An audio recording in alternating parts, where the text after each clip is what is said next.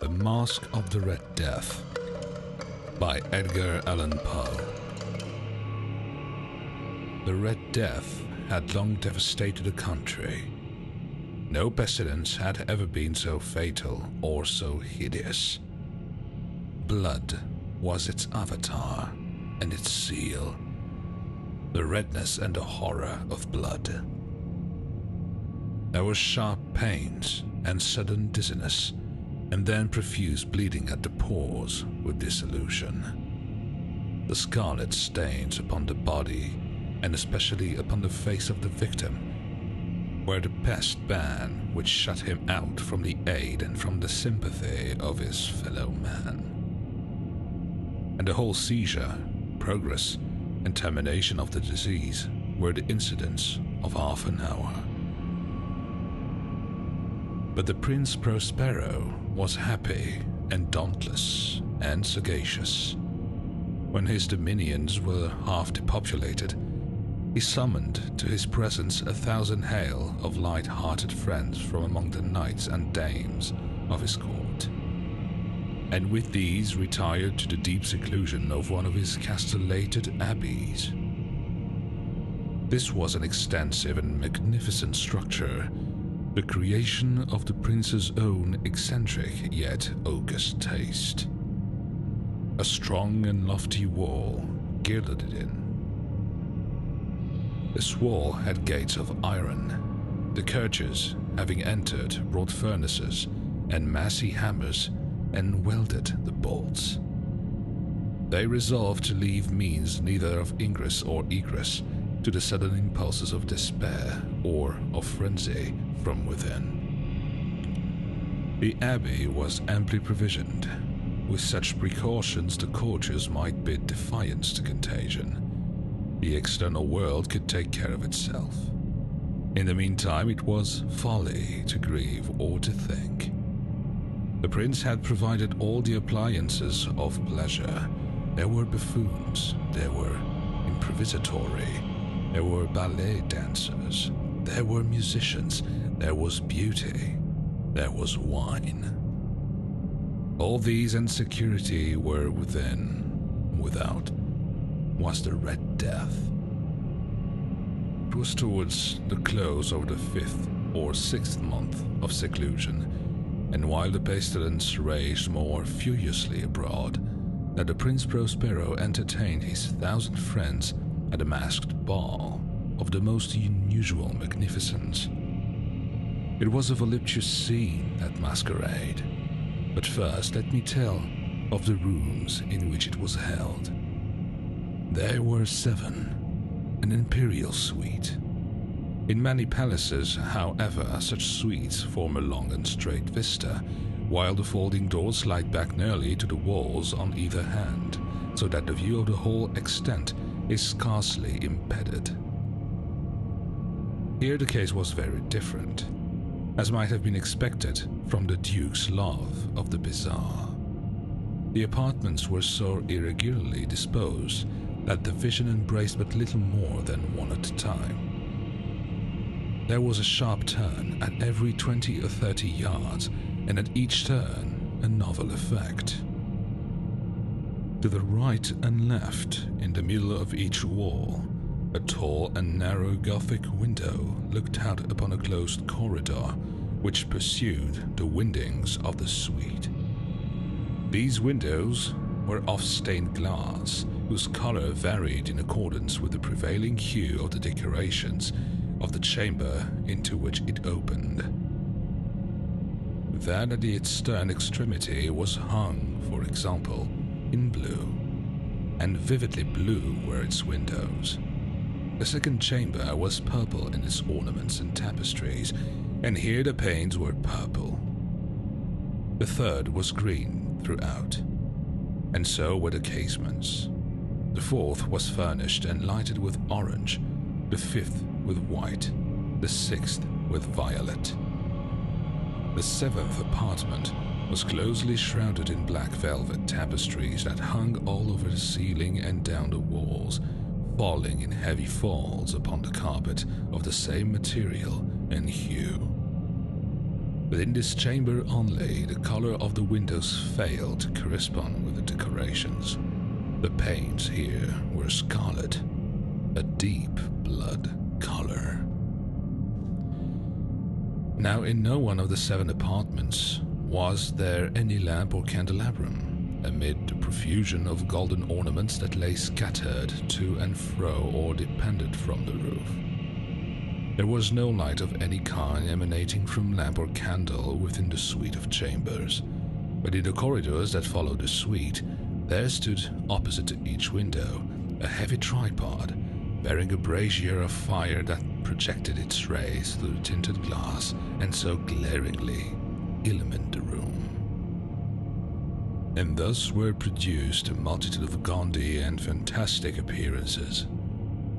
But in the western or black chamber, the effect of the firelight that streamed upon the dark hangings through the blood-tinted panes was ghastly in the extreme, and produced so wild a look upon the countenances of those who entered that there were few of the company bold enough to set foot within its precincts at all. It was in this apartment also that there stood against the western wall a gigantic clock of ebony.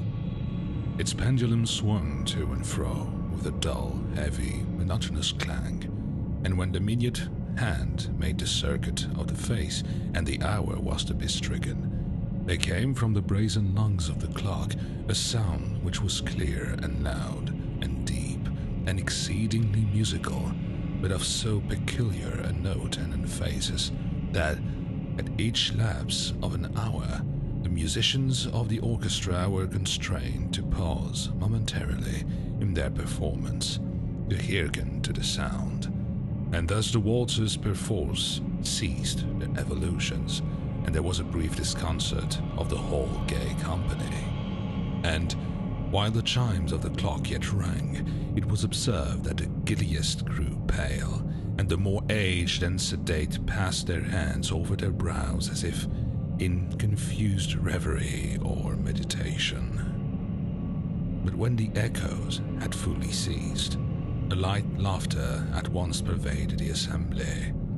The musicians looked at each other and smiled as if their own nervousness and folly, and made whispering vows, each to the other, that the next chiming of the clock should produce in them no similar emotion. And then, after the lapse of 60 minutes, which embrace 3,600 seconds of the time that flies, there came yet another chiming of the clock, and then were the same disconcert and tremulousness and meditation as before.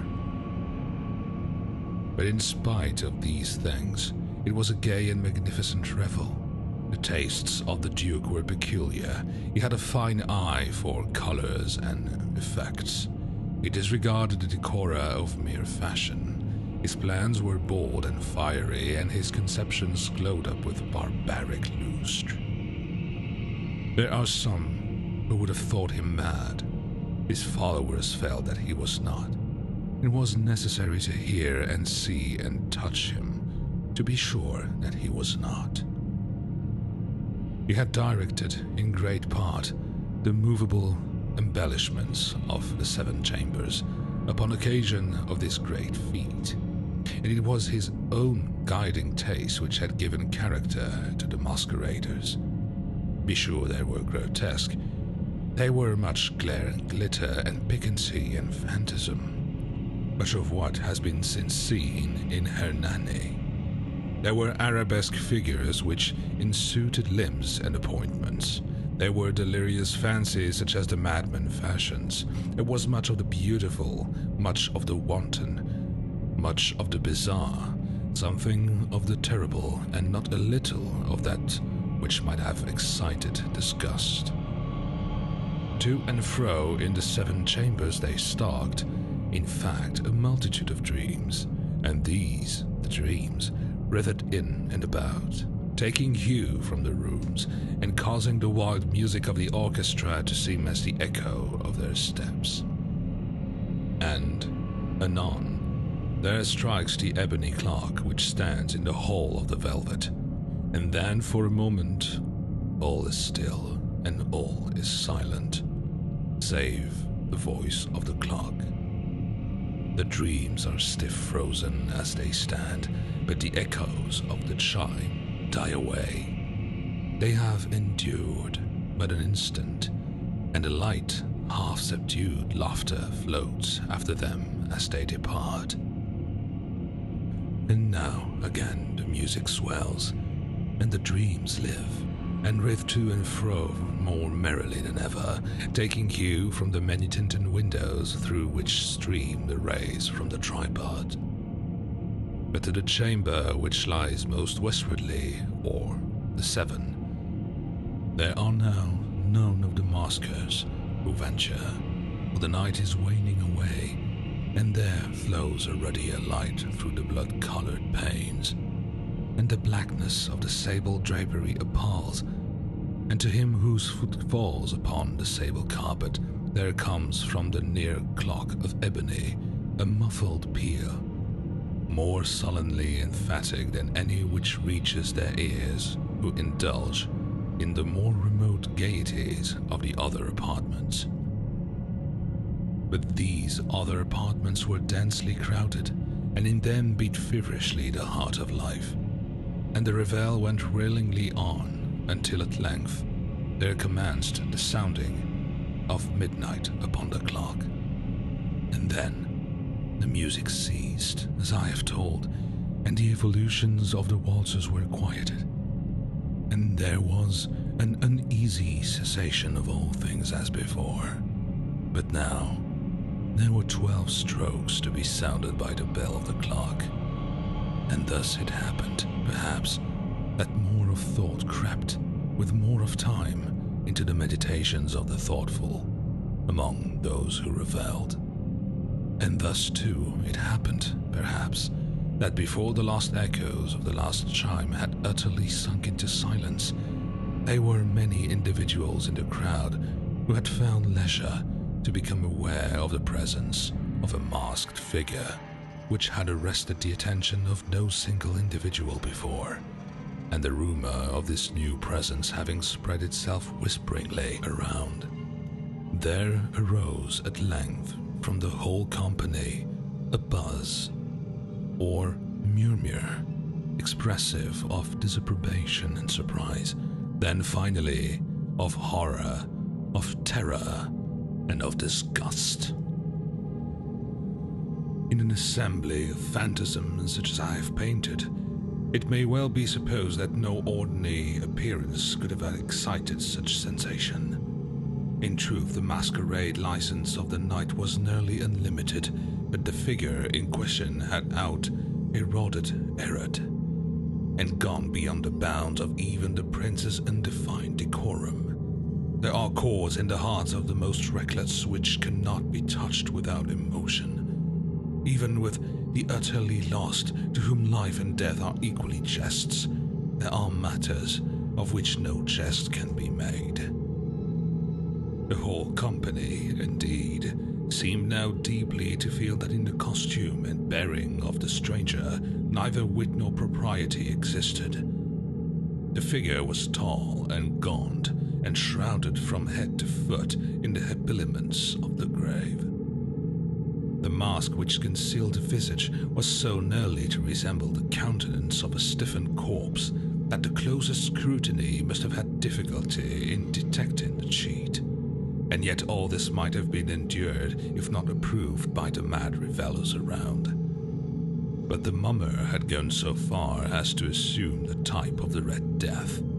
His vesture was dabbled in blood, and his broad brow with all the features of the face was besprinkled with the scarlet horror. When the eyes of Prince Prospero fell upon this spectral image, which, with a slow and solemn movement as if more fully to sustain its role, stalked to and fro among the waltzers, he was seen to be convulsed in the first moment with a strong shudder, either from terror or distaste, but in the next his brow reddened with rage.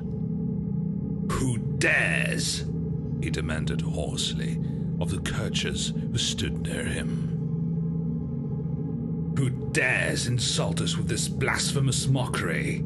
Seize him and unmask him, that we may know who we have to hang at sunrise from the battlements."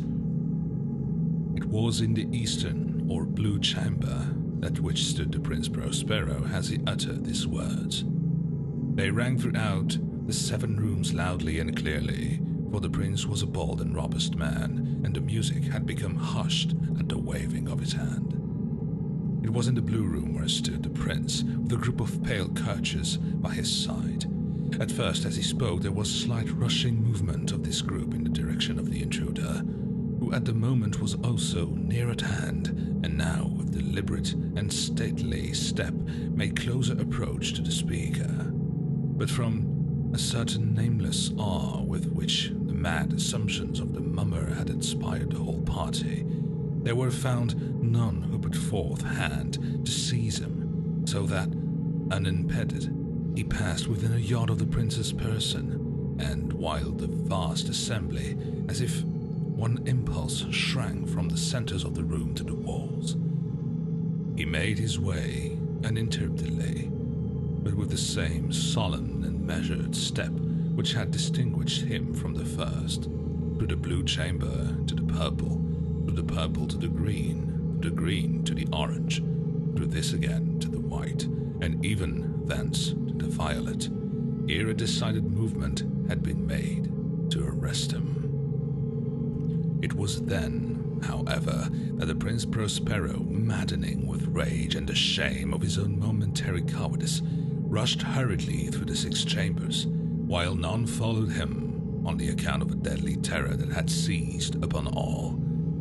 He bore aloft a drawn dagger, and had approached in rapid impetuosity to within 3 or 4 feet of the retreating figure, when the latter, having attained the extremity of the velvet apartment, turned suddenly and confronted his pursuer. There was a sharp cry, and the dagger dropped gleaming upon the sable carpet, upon which instantly afterwards fell prostrate in death the Prince Prospero. Then, summoning the wild courage of despair, a throng of the revellers at once threw themselves into the black apartment, and seizing the mummer, whose tall figure stood erect and motionless within the shadows of the ebony clock, gasped in unutterable horror at finding the grave cerements and corpse-like mask which they handled with so violent a rudeness, untenanted by any tangible form. And now was acknowledged the presence of the Red Death. He had come like a thief in the night, and one by one dropped the revellers in the blood-bedewed halls of their revel, and died each in the despairing posture of his fall. And the life of the ebony clock went out with that of the last of the gay, and the flames of the tripods expired, and darkness and decay and the Red Death held illimitable dominion over all.